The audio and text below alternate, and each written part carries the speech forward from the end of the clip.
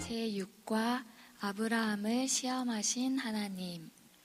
오늘의 말씀 창세기 22장 6절에서 14절입니다.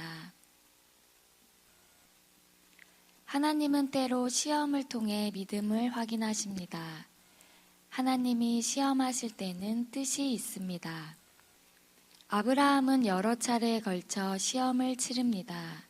첫째는 고향과 친척과 아버지의 집을 떠나 하나님이 지시할 땅으로 가라는 것이었습니다. 둘째는 자녀를 낳을 수 없는 상황에서 아들을 주실 것을 믿는 시험이었습니다.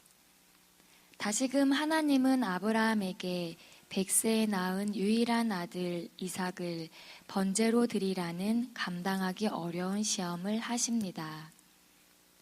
우리는 아브라함이 시험을 통과하는 과정에서 하나님이 어떤 분인가를 알게 되며 진정한 믿음을 배우게 됩니다. 각 시험마다 하나님의 인도하심이 있었고 그것은 은혜의 여정이었습니다. 그러면 본문을 통해 배울 수 있는 하나님은 어떤 분일까요? 첫째, 시험하시는 하나님입니다.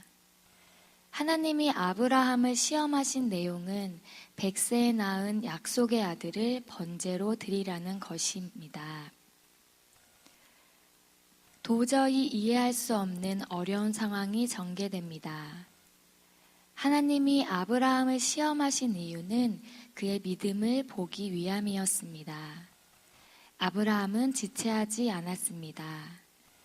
하나님이 지시하신 대로 번제를 드릴 때 쓸 불과 나무를 준비하였습니다.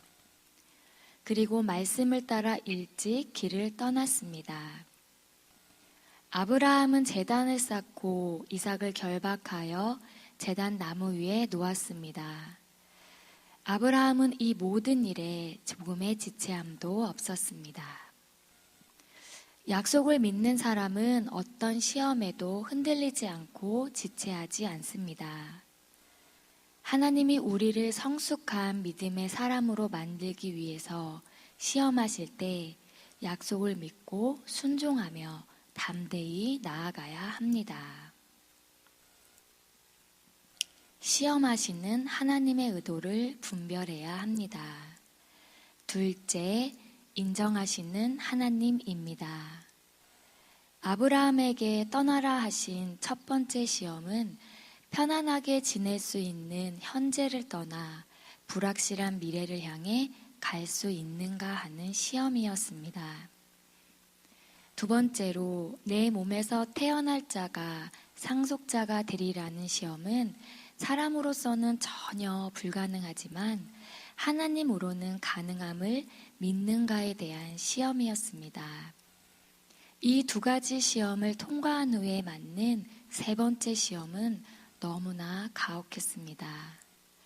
감당하기 힘든 시험이었지만 아브라함은 하나님의 말씀을 듣고 순종하여 자신의 믿음을 드러냅니다.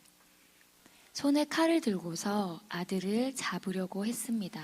자기 아들을 죽이기까지 순종하는 아브라함의 믿음은 결국 하나님께 인정받습니다. 순종하는 믿음이 하나님이 인정하시는 최고의 신앙입니다.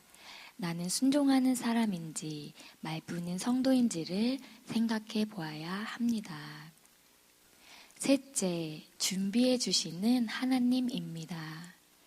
하나님은 자신의 도리를 충실히 이행하는 아브라함을 주목하셨습니다.